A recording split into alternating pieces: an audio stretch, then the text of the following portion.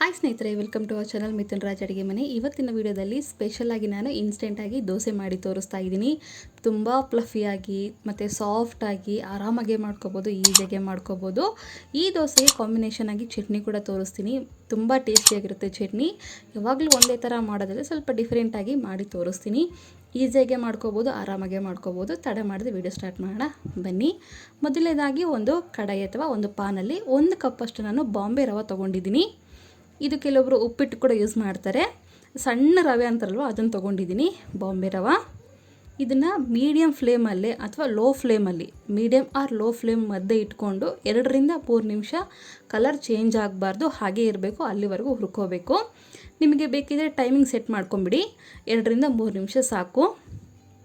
ಈ ಥರ ಮಾಡೋದ್ರಿಂದ ಎಕ್ಸ್ಟ್ರಾ ಸಾಫ್ಟಾಗಿ ಬರುತ್ತೆ ದೋಸೆ. ಅದಕ್ಕೋಸ್ಕರ ಈ ಪ್ರಾಸೆಸ್ನ, ಈ ಮೆಥಡ್ನ ಮಾಡೋದನ್ನು ಮರಿಬೇಡಿ, ಕಂಪಲ್ಸರಿ ಮಾಡಿ. ಇದು ಆಗಿದೆ ನೋಡಿ, ಗ್ಯಾಸ್ ಫ್ಲೇಮ್ ಆಫ್ ಮಾಡ್ಕೊಂಡ್ಬಿಡ್ತೀನಿ. ಸ್ವಲ್ಪ ತಣ್ಣಗಾಗಲಿ. ತಣ್ಣಗಾದಮೇಲೆ ಒಂದು ಮಿಕ್ಸಿ ಜಾರಿಗೆ ಹಾಕ್ಕೊತೀನಿ. ನಾನಿಲ್ಲಿ 2ರಿಂದ 3 ಜನಕ್ಕೆ ಆಗುವಷ್ಟು ಮಾಡ್ತಾಯಿದ್ದೀನಿ. ಎಲ್ಲವನ್ನು ಮಿಕ್ಸಿ ಜಾರಲ್ಲಿ ಹಾಕ್ಕೊಂಡ್ಮೇಲೆ ಒಂದು ಅರ್ಧ ಕಪ್ಪಷ್ಟು ಮೊಸರು ತೊಗೊತಿದ್ದೀನಿ. ಯಾವ ಕಪ್ಪಲ್ಲಿ ಬಾಂಬೆ ರವೆ ತೊಗೊಂಡಿರ್ತೀವೋ ಅದೇ ಕಪ್ಪಲ್ಲಿ ಅರ್ಧ ಕಪ್ಪಷ್ಟು ಮೊಸರು. ನೆಕ್ಸ್ಟ್ 1 ಕಪ್ಪಷ್ಟು ನೀರು ಹಾಕ್ಕೊತೀನಿ. ಆಲ್ರೆಡಿ ಮೊಸರು ಹಾಕ್ಕೊಂಡಿರ್ತೀವಲ್ಲ, ಅದಕ್ಕೆ ಇನ್ನೂ ಸ್ವಲ್ಪ ಹಾಕ್ಕೊಂಡು ನೀಟಾಗೆಲ್ಲ ಮಿಕ್ಸ್ ಮಾಡಿಕೊಂಡು ಹಾಕ್ಕೊತೀನಿ. ನೆನಪಿರಲಿ, 1 ಕಪ್ ಬಾಂಬೆ ರವೆಗೆ 1 ಕಪ್ಪು ನೀರು. 1 ಸ್ಪೂನಷ್ಟು ಸಕ್ಕರೆ ಹಾಕ್ಕೊಂಡು ಸಣ್ಣಗೆ, ಎಷ್ಟು ಸಾಧ್ಯನೋ ಅಷ್ಟು ಸಣ್ಣಗೆ ಮಿಕ್ಸಿ ಮಾಡ್ಕೋಬೇಕು. ಇನ್ನೂ ಸ್ವಲ್ಪ ನೀರು ಉಳಿದಿದೆ, ಮಿಕ್ಸಿ ಮಾಡ್ಕೋಬೇಕಾದ್ರೆ ಇನ್ನೂ ಸ್ವಲ್ಪ ಹಾಕ್ಕೊತೀನಿ. ಮಿಕ್ಸಿ ಮಾಡ್ಕೊಂಡಿದ್ದೀನಿ ನೋಡಿ, ಇಷ್ಟು ಫೈನಾಗಿ ಪೇಸ್ಟ್ ಥರ ಮಾಡಿಕೊಂಡ್ರೆ ಸಾಕು. ಇನ್ನೂ ಸ್ವಲ್ಪ ನೀರು ಉಳಿದಿದೆ ಅಲ್ವಾ, ಮಿಕ್ಸಿಯಲ್ಲಿರೋದನ್ನು ಒಂದು ಬೌಲಿಗೆ ಹಾಕ್ಕೊತೀವಲ್ಲ, ಆವಾಗ ಆ ಮಿಕ್ಸಿ ಬೌಲಿಗೆ ಈ ನೀರನ್ನು ಕೂಡ ಹಾಕ್ಕೊಳ್ಳೋಣಂತೆ. ಈ ದೋಸೆಗೆ ನಾನು ಯೂಸ್ ಮಾಡಿರೋದು 1 ಕಪ್ ಬಾಂಬೆ ರವೆ, ಅರ್ಧ ಕಪ್ ಮೊಸರು, 1 ಕಪ್ ನೀರು. ಪರ್ಫೆಕ್ಟಾಗಿ ಆಗುತ್ತೆ. ನೀವು ಮಾಡಿದರೂ ಕೂಡ ಇದೇ ಮೆಜರ್ಮೆಂಟಲ್ಲೇ ಮಾಡಿ. ಉಳಿದಿರುವಂಥ ನೀರನ್ನು ಕೂಡ ಮಿಕ್ಸಿ ಜಾರಲ್ಲಿ ಹಾಕಿ ಸ್ವಲ್ಪ ನೀಟಾಗಿ ಎಲ್ಲವನ್ನು ಹನ್ಕೊಂಡು ಹಾಕ್ತಾಯಿದ್ದೀನಿ. ನೋಡಿದ್ರೆ ದೋಸೆ ಬ್ಯಾಟರ್ ರೆಡಿಯಾಗಿದೆ. ಇದನ್ನು ನಾವು 15ರಿಂದ 20 ನಿಮಿಷದವರೆಗೂ ನೆನೆಯೋಕ್ಕೆ ಬಿಡೋಣ. ನಾವು ಚಟ್ನಿ ಮಾಡೋಷ್ಟರೊಳಗಡೆ ಇದು ಕೂಡ ನೀಟಾಗಿ ನೆಂದಿರುತ್ತೆ. ದೋಸೆನ ನೀಟಾಗಿ ಕಲಿಸ್ಕೊಂಡಿದ ನಂತರ ರೆಸ್ಟ್ ಮಾಡೋಕ್ಕೆ ಬಿಡೋಣ. 15ರಿಂದ 20 ನಿಮಿಷ ಸಾಕು. ನೆಕ್ಸ್ಟ್ ಈ ಕಡೆ ಚಟ್ನಿ ರೆಡಿ ಮಾಡ್ಕೊಳ್ಳೋಣ. ಒಂದು ಪಾನಲ್ಲಿ 1 ಕಪ್ಪಷ್ಟು ನಾನು ಶೇಂಗಾ ಬೀಜನ ಹಾಕ್ತಾಯಿದ್ದೀನಿ. ಇದನ್ನು ಮೀಡಿಯಮ್ ಫ್ಲೇಮಲ್ಲೇ ಚೆನ್ನಾಗಿ ಹುರ್ಕೋಬೇಕು, ಕಲರ್ ಚೇಂಜ್ ಆಗೋವರೆಗೂ. ಹೈ ಫ್ಲೇಮಲ್ಲಿ ಹುರ್ಕೊಳೋದ್ರಿಂದ ಒಳಗಡೆ ಸರಿಯಾಗಿ ಫ್ರೈ ಆಗೋದಿಲ್ಲ ಅಥವಾ ಬೆಂದಿರೋದಿಲ್ಲ. ಅದಕ್ಕೋಸ್ಕರ ಮೀಡಿಯಮ್ ಫ್ಲೇಮಲ್ಲಿ ಇಟ್ಕೊಂಡೆ ಹುರ್ಕೊಂಡ್ರೆ ಚೆನ್ನಾಗಿರುತ್ತೆ. ನೋಡಿದ್ರೆ ಇದು ಆಗಿದೆ. ಇವಾಗ ಸ್ವಲ್ಪ ಗ್ಯಾಸ್ ಆಫ್ ಮಾಡಿ ತಣ್ಣಗಾಗೋಕ್ಕೆ ಬಿಡೋಣ. ತಣ್ಣಗಾದ್ಮೇಲೆ ಮಾತ್ರ ನಾವು ಮಿಕ್ಸಿ ಮಾಡ್ಕೋಬೇಕು, ಬಿಸಿದು ಮಾಡ್ಕೊಂಡ್ರೆ ಚೆನ್ನಾಗಿರೋದಿಲ್ಲ. ತಣ್ಣಗಾದ್ಮೇಲೆ ಮಿಕ್ಸಿ ಜಾರಲ್ಲಿ ಹಾಕ್ಕೊತೀನಿ. ನೆಕ್ಸ್ಟ್ ಅದೇ ಕಪ್ಪಲ್ಲಿ ಅರ್ಧ ಕಪ್ಪಷ್ಟು ಫ್ರೆಶ್ ಆಗಿರುವಂಥ ಕೊಬ್ಬರಿನ ಹಾಕ್ಕೊತೀನಿ. ನೆಕ್ಸ್ಟ್ 6ರಿಂದ 7 ಹಸಿಮೆಣಸಿನ್ಕಾಯಿ, ಸ್ವಲ್ಪ ಹುಣಸೆ ಹಣ್ಣು ಹಾಕ್ಕೊತೀನಿ. 8ರಿಂದ 9 ಸಣ್ಣವು ಬೆಳ್ಳುಳ್ಳಿ ಕೂಡ ಹಾಕ್ಕೊತೀನಿ. ನೆಕ್ಸ್ಟು 1/2 ಸ್ಪೂನಷ್ಟು ಜೀರಿಗೆ ಹಾಕ್ಕೊತೀನಿ. ನೆಕ್ಸ್ಟು ರುಚಿಗೆ ತಕ್ಕಷ್ಟು ಉಪ್ಪು ಕೂಡ ಇಲ್ಲೇ ಹಾಕ್ಕೊತೀನಿ. ಇಲ್ಲಿ ನಾನು 1 ಕಪ್ಪಷ್ಟು ನೀರನ್ನು ಯೂಸ್ ಮಾಡ್ತಿದ್ದೀನಿ. ನಿಮಗೆಲ್ಲವೂ ನಾನು ಮೆಜರ್ಮೆಂಟ್ ಪ್ರಕಾರನೇ ಮಾಡ್ತಿದ್ದೀನಿ. ನೀವು ಕೂಡ ಫಸ್ಟ್ ಟೈಮ್ ಟ್ರೈ ಮಾಡೋರಾದರೆ ಮೆಜರ್ಮೆಂಟ್ ಪ್ರಕಾರನೇ ಮಾಡ್ಕೊಳ್ಳಿ. ಮಿಕ್ಸಿ ಮಾಡ್ಕೊಂಡಿದ ನಂತರ ಇವಾಗ ಉಳಿದಿರುವಂಥ ನೀರನ್ನು ಕೂಡ ಹಾಕ್ಕೊಂಡು ಇನ್ನೊಂದ್ಸರಿ ನೀಟಾಗಿ ಎಲ್ಲ ಸ್ಪೂನಿಂದ ಅಂದ್ಕೊಂಡು ಇನ್ನೊಂದ್ಸರಿ ಮಿಕ್ಸಿ ಮಾಡ್ಕೊತೀನಿ. ಯಾಕಂದರೆ ನೀವು ಮಾಡೋ ಅಡುಗೆ ಕೂಡ ನನ್ನಷ್ಟೇ ಪರ್ಫೆಕ್ಟಾಗಿ ಬರಬೇಕು. ಅದಕ್ಕೋಸ್ಕರ ಎಲ್ಲವೂ ಮೆಜರ್ಮೆಂಟ್ ಪ್ರಕಾರನೇ ಹೇಳ್ತಿದ್ದೀನಿ. ನೀಟಾಗಿ ಮಿಕ್ಸಿ ಮಾಡ್ಕೊಂಡ್ಮೇಲೆ ಒಂದು ಬೌಲ್ಗೆ ಟ್ರಾನ್ಸ್ಫರ್ ಮಾಡ್ಕೊತೀನಿ.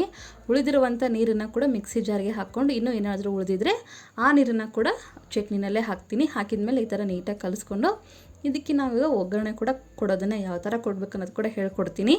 ನೆಕ್ಸ್ಟು ಒಂದು ಕಡಾಯಲ್ಲಿ 1ರಿಂದ 2 ಸ್ಪೂನಷ್ಟು ಎಣ್ಣೆ ಹಾಕ್ತಿದ್ದೀನಿ. ಎಣ್ಣೆ ಸ್ವಲ್ಪ ಬಿಸಿ ಆದಮೇಲೆ ಸಾಸಿವೆ ಹಾಕ್ತೀನಿ, ಒಂದು ಅರ್ಧ ಸ್ಪೂನಷ್ಟು ಜೀರಿಗೆ ಹಾಕ್ತಿದ್ದೀನಿ. ನೆಕ್ಸ್ಟ್ ಅರ್ಧ ಸ್ಪೂನಷ್ಟು ಕಡಲೆಬೇಳೆ ಹಾಕ್ತೀನಿ. ನೆಕ್ಸ್ಟ್ ಕರಿಬೇವು ಹಾಕ್ತೀನಿ. ನೀವು ಬೇಕಿದ್ರೆ ಇಂಗು ಕೂಡ ಹಾಕ್ಕೋಬೋದು, ಇಲ್ಲ ಉದ್ದಿನಬೇಳೆ ಕೂಡ ಹಾಕ್ಕೋಬೋದು. ನಾನು ಏನೂ ಹಾಕ್ತಿಲ್ಲ, ಜಸ್ಟ್ ಇಷ್ಟೇ ಹಾಕ್ತಿದ್ದೀನಿ. ಒಗ್ಗರಣೆ ಎಲ್ಲ ಸ್ವಲ್ಪ ಕಲರ್ ಚೇಂಜ್ ಆದಮೇಲೆ ಈ ಒಗ್ಗರಣೆನ ಚಟ್ನಿನಲ್ಲಿ ಹಾಕ್ಕೊತೀನಿ. ಇಷ್ಟೇ ನೋಡಿ, ಸಿಂಪಲ್ಲಾಗಿ ಆರಾಮಾಗಿ ಚಟ್ನಿ ಮಾಡ್ಕೋಬೋದಲ್ಲ. ಈಸಿಯಾಗೆ ಮಾಡ್ಕೋಬೋದು, ಬೇಗನೆ ಮಾಡ್ಕೋಬೋದು, ರುಚಿ ಇನ್ನೂ ಚೆನ್ನಾಗಿರುತ್ತೆ. ನಿಮಗೆ ಉಪ್ಪು ಕಡಿಮೆ ಅನಿಸಿದರೆ ಇನ್ನು ಸ್ವಲ್ಪ ಹಾಕ್ಕೊಳ್ಳಿ, ಟೇಸ್ಟ್ ನೋಡಿಬಿಟ್ಟು. ಈ ಚಟ್ನಿ ರೆಡಿ ಮಾಡೋಷ್ಟರೊಳಗಡೆ ದೋಸೆ ಬ್ಯಾಟರ್ ರೆಡಿಯಾಗಿರುತ್ತೆ. ಒಂದು 15 ನಿಮಿಷ ಆದಮೇಲೆ ಹೇಗಾಗಿದೆ ನೋಡಿ. ನೆಕ್ಸ್ಟ್ ಇದಕ್ಕೆ ರುಚಿಗೆ ತಕ್ಕಷ್ಟು ಉಪ್ಪು ಹಾಕ್ತೀನಿ. ಇಲ್ಲಿ ನಾನು ಈನೇ ಯೂಸ್ ಮಾಡ್ತಿದ್ದೀನಿ.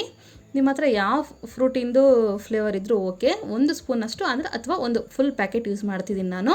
ಡೈರೆಕ್ಟಾಗಿ ಹಂಗೆ ಮಿಕ್ಸ್ ಮಾಡೋ ಬದಲು 2 ಸ್ಪೂನಷ್ಟು ನೀರನ್ನು ಅದ್ರ ಮೇಲೆ ಈನೋ ಪೌಡರ್ ಮೇಲೆ ಹಾಕ್ತೀನಿ. ಈ ರೀತಿ ಹಾಕೋದ್ರಿಂದ ಇನ್ನೂ ಎಕ್ಸ್ಟ್ರಾ ಸಾಫ್ಟಾಗಿ ಮತ್ತು ನೀಟಾಗಿ ಬ್ಲೆಂಡ್ ಆಗುತ್ತೆ ದೋಸೆ ಬ್ಯಾಟರಲ್ಲಿ.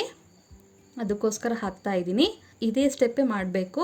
ಈನೋ ಹಾಕಿದ ಮೇಲೆ ಒಂದು 2 ಸ್ಪೂನಷ್ಟು ನೀರು ಈನೋ ಮೇಲೆ ಹಾಕಿಬಿಟ್ಟು ನಂತರ ಈ ಥರ ಸೌಟಿಂದ ನೀಟಾಗಿ ಕಲಿಸ್ಕೊಳ್ಳಿ. ಎಷ್ಟು ಚೆನ್ನಾಗಿ ಕಲಿಸ್ಕೊತೀವೋ ಅಷ್ಟು ಚೆನ್ನಾಗಿ ಬರುತ್ತೆ ದೋಸೆ. ಈ ಥರ ನೀಟಾಗಿ ಕಲಿಸ್ಕೊಂಡಿದ ನಂತರ ಮೇಲೆ ಕೆಳಗಡೆ ಎಲ್ಲವೂ ನೀಟಾಗಿ ಫೈನಾಗಿ ಬ್ಲೆಂಡ್ ಆಗಬೇಕು. ನೋಡಿದ್ರೆ ದೋಸೆ ಬ್ಯಾಟರ್ ರೆಡಿಯಾಗಿದೆ. ಇನ್ನೊಂದು ಕಡೆ ನಾನು ಅಂಚನ್ನು ಕೂಡ ಇಟ್ಟಿದ್ದೀನಿ. ಅಂಚಿನ ಮೇಲೆ ಸ್ವಲ್ಪ ಈ ಥರ ಎಣ್ಣೆ ಸವರ್ಬಿಟ್ಟು ಚೆನ್ನಾಗಿ ಕಾದಿರಬೇಕು ಅಂಚು. ಇನ್ನೊಂದು ಸರಿ ಒಂದಲ್ಲ 2 ಸರಿ ನೀಟಾಗಿ ನೀರನ್ನು ಚಿಮುಕ್ಸ್ಬಿಟ್ಟು ನಂತರ ಸೆಟ್ ದೋಸೆ ಮಾಡ್ತೀವಿ ನೋಡಿ, ಸೇಮ್ ಅದೇ ಥರನೇ ಇರಬೇಕು. ತುಂಬ ಸ್ಪ್ರೆಡ್ ಮಾಡಬಾರ್ದು. ಸೆಟ್ ದೋಸೆ ಯಾವ ಥರ ಇರುತ್ತಲ್ಲ ಸೇಮ್ ಹಾಗೆ ಮಾಡ್ಕೋಬೇಕು. ಇದ್ರ ಮೇಲೆ ನಾವು ಎಣ್ಣೆ ಹಾಕಬೇಕು ಅನ್ನೋದೇನಿಲ್ಲ, ಜಸ್ಟ್ ಇಷ್ಟೇ ಸಾಕು. ಡಯಟ್ ಮಾಡೋರಿಗಂತೂ ದಿ ಬೆಸ್ಟ್ ದೋಸೆ ಅಂತ ಹೇಳ್ಬೋದು. ಲಿಡ್ ಕ್ಲೋಸ್ ಮಾಡಿ ಸ್ವಲ್ಪ ಕಲರ್ ಚೇಂಜ್ ಆಗೋವರೆಗೂ ಒಂದು 2 ನಿಮಿಷ ಸಾಕು. ನೋಡಿದ್ರೆ ಪರ್ಫೆಕ್ಟ್ ಆಗಿರುವಂಥ ಆರಾಮಾಗಿ ಎದ್ದೊಳೋದಿಲ್ಲ ಅನ್ನೋ ಮಾತೇ ಇಲ್ಲ ದೋಸೆ. ನೋಡಿದ್ರೆ ನಾನು ಹಿಂದೆಗಡೆ ಕಲರ್ ಕೂಡ ತೋರಿಸ್ತೀನಿ, ಎಷ್ಟು ಚೆನ್ನಾಗಿ ಬಂದಿದೆ ಅಲ್ಲ, ಸಖತ್ತಾಗಿ ಬಂದಿದೆ. ಒಂದು ಸಾರಿ ಮಾಡಿ ನೋಡಿದ್ರೆ ಫಿದಾಗಿ ಹೋಗ್ತೀರಾ ನೀವು. ಅಷ್ಟು ಚೆನ್ನಾಗಿ, ಅಷ್ಟು ಫ್ಲಫಿಯಾಗಿ ಸಾಫ್ಟಾಗಿ ಬರುತ್ತೆ. ಇಷ್ಟ ಇದ್ದರೆ ಇನ್ನೊಂದು ಕಡೆ ಬೇಯಿಸ್ಕೊಳ್ಳಿ, ಇಲ್ಲ ಅಂದರೆ ನೋ ಪ್ರಾಬ್ಲಮ್, ಹಾಗೆ ತಿನ್ಬೋದು. ನಿಮಗೆ ಇನ್ನೊಂದು ದೋಸೆ ಕೂಡ ಹಾಕಿ ತೋರಿಸ್ತಾ ಇದ್ದೀನಿ ನಾನು. ಇದನ್ನು ಕೂಡ ಅಷ್ಟೇ ಜಾಸ್ತಿ ಸ್ಪ್ರೆಡ್ ಮಾಡೋದಿಲ್ಲ. ಸೆಟ್ ದೋಸೆ ಹೆಂಗಿರುತ್ತೆ ಹಾಗೆ ಮಾಡ್ಕೋಬೇಕು. ಇದನ್ನು ಕೂಡ ಎಣ್ಣೆ ಹಾಕೋದಿಲ್ಲ, ಹಾಗೇ ಲಿಡ್ ಕ್ಲೋಸ್ ಮಾಡಿ ಒಂದು 2 ನಿಮಿಷ ಬೇಯಿಸ್ಕೊಂಡ್ರೆ ಸೂಪರಾಗಿರುವಂಥ ಟೇಸ್ಟಿಯಾಗಿರುವಂಥ ಇನ್ಸ್ಟೆಂಟ್ ದೋಸೆ ಆ್ಯಂಡ್ ಅದಕ್ಕೆ ಕಾಂಬಿನೇಷನ್ ಆಗಿರುವಂಥ ಚಟ್ನಿ ರೆಡಿಯಾಗಿರುತ್ತೆ. ಎಷ್ಟು ಸಿಂಪಲ್ ಅಲ್ವಾ? ಖಂಡಿತ ಟ್ರೈ ಮಾಡ್ತೀರ ಅಂದ್ಕೊಂಡಿದ್ದೀನಿ. ಈ ರೆಸಿಪಿ ಇಷ್ಟ ಆದರೆ ಏನು ಮಾಡಬೇಕು ಗೊತ್ತಾಯಿದಲ್ಲ, ಲೈಕ್, ಶೇರ್ ಆ್ಯಂಡ್ ಸಬ್ಸ್ಕ್ರೈಬ್ ಮಾಡ್ಕೊಳ್ಳೋದನ್ನು ಮಾತ್ರ ಮರಿಬೇಡಿ. ನೀವು ಟ್ರೈ ಮಾಡಿ ಮತ್ತು ನಿಮ್ಮ ಫ್ರೆಂಡ್ಸಿಗೆ, ಫ್ಯಾಮಿಲಿ ಮೆಂಬರ್ಸ್ಗೆ ಎಲ್ಲರಿಗೂ ಶೇರ್ ಮಾಡಿ, ಅವರು ಕೂಡ ಈ ರೆಸಿಪಿನ ಟ್ರೈ ಮಾಡಲಿ. ಓಕೆನಾ? ಮುಂದಿನ ವಿಡಿಯೋದಲ್ಲಿ ಮತ್ತೆ ಸಿಗೋಣ. ಅಲ್ಲಿವರೆಗೂ ಟೇಕ್ ಕೇರ್, ಬಾಯ್.